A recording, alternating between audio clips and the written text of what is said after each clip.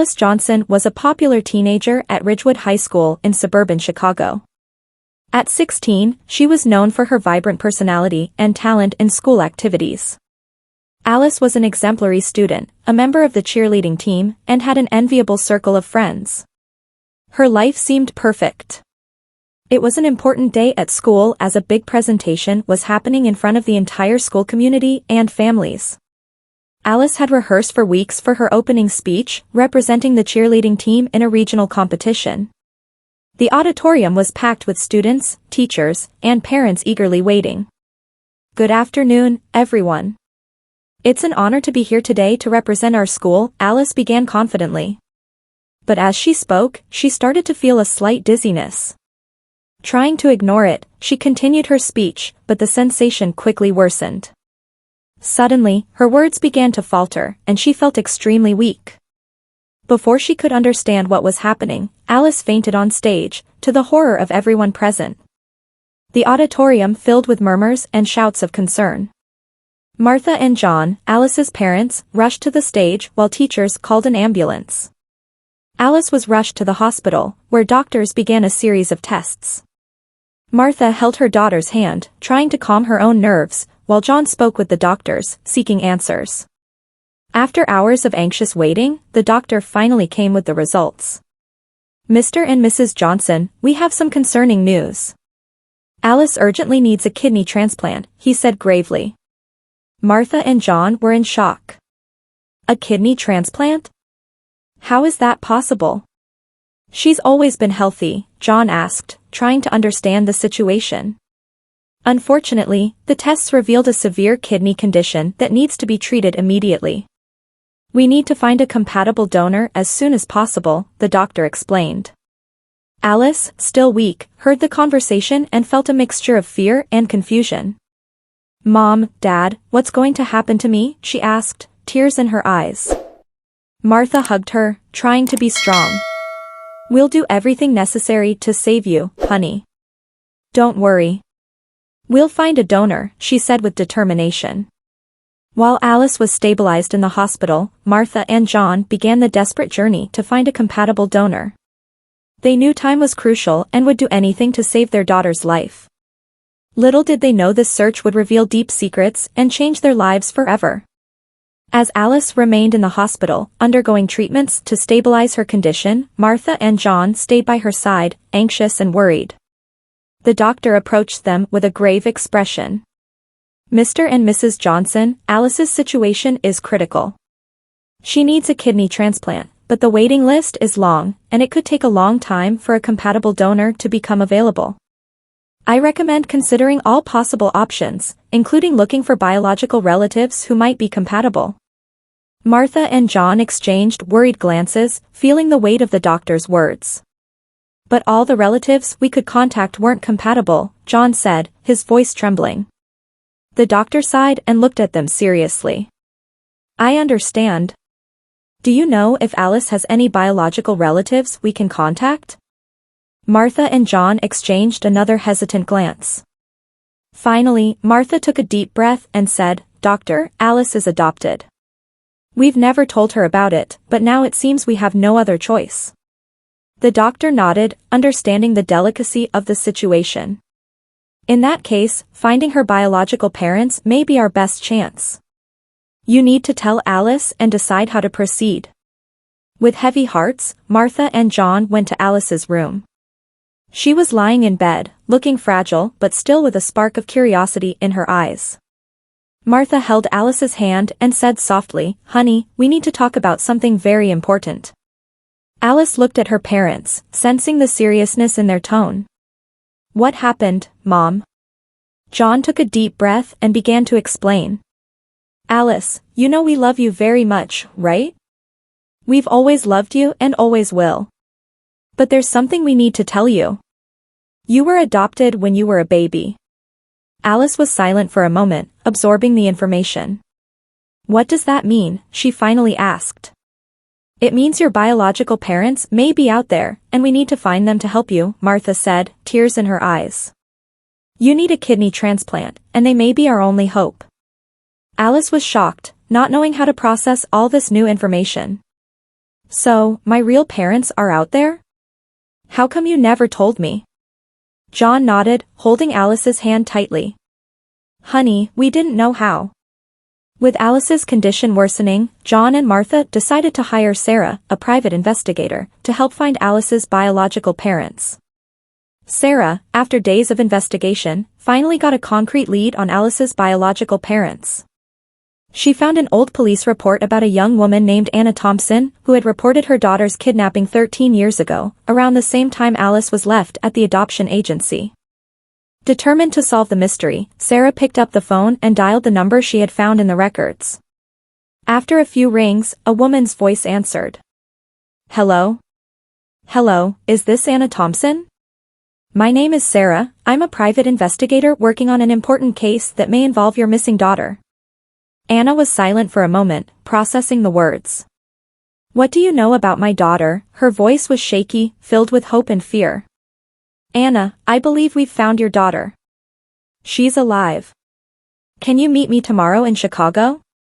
Anna felt the ground disappear beneath her feet. She's alive? Oh my God. Of course, I'll be there. Where and when? Sarah gave the coordinates and said, goodbye, feeling the urgency of the situation. The next day, they met at a quiet cafe in Chicago. Anna arrived first, visibly nervous. When Sarah walked in, Anna quickly stood up. Sarah, please tell me this isn't a mistake, Anna said, her voice almost a whisper. Sarah sat down and took Anna's hands. Anna, we need to run tests to be sure, but I firmly believe this isn't a mistake. Alice may be your daughter. She was adopted by a couple 13 years ago. They love her deeply. Martha and John aren't compatible for the kidney transplant, and she's in critical condition. Anna started to cry, emotions of relief, anger, and sadness mixing. I never stopped looking for her. How did this happen? How did they manage to adopt my daughter? Sarah took a deep breath. Let's go to the hospital to try to understand what happened. Anna wiped her tears and composed herself. Of course, I'll do everything I can to save my daughter. I want to see her as soon as possible. Anna and Charles arrived at the hospital accompanied by Sarah, anxious and nervous. When they reached the waiting room, they saw Martha and John, who stood up as soon as they entered. The atmosphere was tense, and Anna couldn't contain her emotions. You adopted my daughter.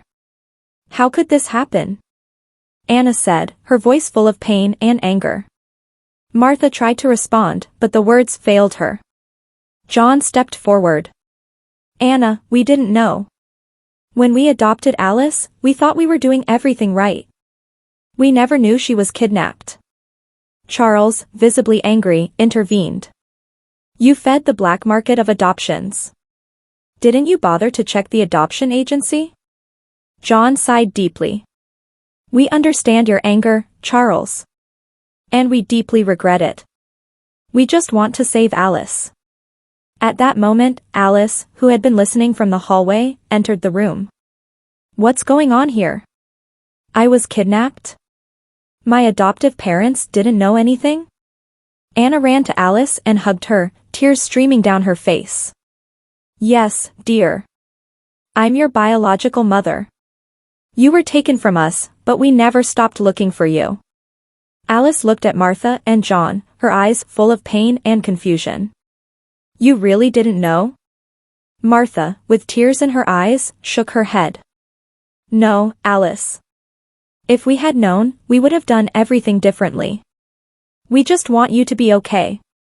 Alice felt anger and sadness mix in her chest. This is a lot to process.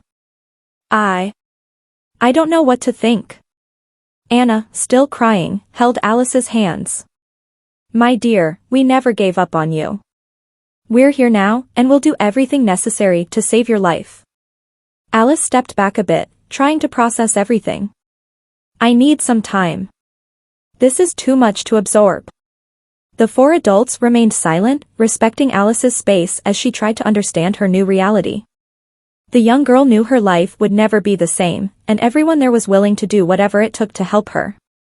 Alice spent a sleepless night, trying to process everything she had discovered.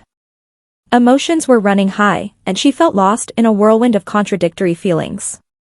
The next day, while waiting for the compatibility test results, she decided to talk to her adoptive and biological parents, hoping to better understand her own story.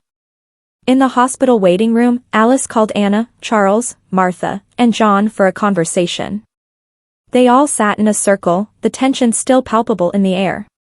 "I need to understand how all this happened," Alice began, her voice trembling but firm. "How did you find me and how did I end up with you?" Martha took a deep breath and began to explain. "We always wanted to have children, but we couldn't. When we heard about the adoption agency, it seemed like the perfect solution. We did everything they asked, and we thought we were doing the right thing." John continued. "We never knew you had been kidnapped. We thought we were adopting you legitimately. When we found out the truth, it was a shock for us too." Anna, fighting back tears, looked directly at Alice. "You were our little girl. When you were taken, our lives fell apart. We tried everything to find you but never gave up. Every day, we hope to have you back." Alice felt the weight of her biological mother's words. "And who kidnapped me? Do you know?" Charles shook his head. "We don't have all the answers yet. Sarah is investigating, and we hope the truth will come out soon." Sarah, who was standing nearby, joined the conversation. "We've found some clues about the kidnapper, but we're still putting the pieces together. The important thing now is to focus on Alice's health." Alice sighed, feeling a bit relieved to finally get some answers. "Thank you for being honest with me. I know it's not easy for any of us." At that moment, the doctor entered the room with a serious expression. "We have the compatibility test results. Anna, Charles, one of you is compatible and can donate the kidney to Alice." Anna immediately volunteered. "I'll do it. Anything to save my daughter." The doctor nodded. "We'll start preparing for the surgery immediately." Alice felt a wave of relief and gratitude. She knew the road ahead would still be difficult, but with the support of her biological and adoptive families, she felt she could face any challenge. The preparation for the surgery was quick. Anna and Alice were taken to separate rooms to be prepped for the procedure. Meanwhile, Martha, John, and Charles waited anxiously in the waiting room, each dealing with their anxiety in their own way. Hours later, the surgeon appeared with a slight smile on his face. The surgery was successful. Alice and Anna are recovering well. You can see them soon. The news brought immediate relief. Martha and John embraced, emotional, while Charles silently gave thanks. When Alice woke up, she saw Anna beside her, still weak but smiling. "We did it, my dear. You're going to be okay." Alice held Anna's hand, feeling a deep and renewed connection with her biological mother. "Thank you, Mom. I don't know how I'll ever repay you for all this." Anna smiled, caressing Alice's face. "No need to thank me. We're in this together." Over time, Alice began to recover. The first days after the surgery were tough, but she was determined to heal. Martha and John stayed by her side the whole time, while Anna and Charles visited regularly. The meetings were initially tense, but gradually, the barriers began to fall. Alice started to open her heart to Anna and Charles, learning more about her origins and the life they led during her absence. "I always felt like a part of me was missing," Alice confessed one quiet afternoon. "Now I know what it was." Anna hugged her daughter, emotional. "We missed you every day too. But now, we're here, and we'll do everything to make up for lost time." Months later, Alice was nearly fully recovered. The relationship between her two families had transformed into something unique and special. Despite the difficulties, they found a way to coexist and support Alice on her journey. On her 17th birthday, Alice decided to have a special celebration, bringing together all those who loved her. "I want to thank everyone for being here, for helping me discover who I really am, and for giving me a second chance at life." Martha, John, Anna, and Charles looked at Alice with pride and love. She had undergone an incredible transformation and become a strong and determined young woman. "We're so proud of you, Alice," John said, tears in his eyes. "You're a true inspiration to all of us." Alice smiled, finally feeling complete. "Thank you, Dad. And thank you to all of you. This is just the beginning of a new journey, and I'm happy to have each of you by my side." The party continued with laughter, hugs, and promises of a bright future.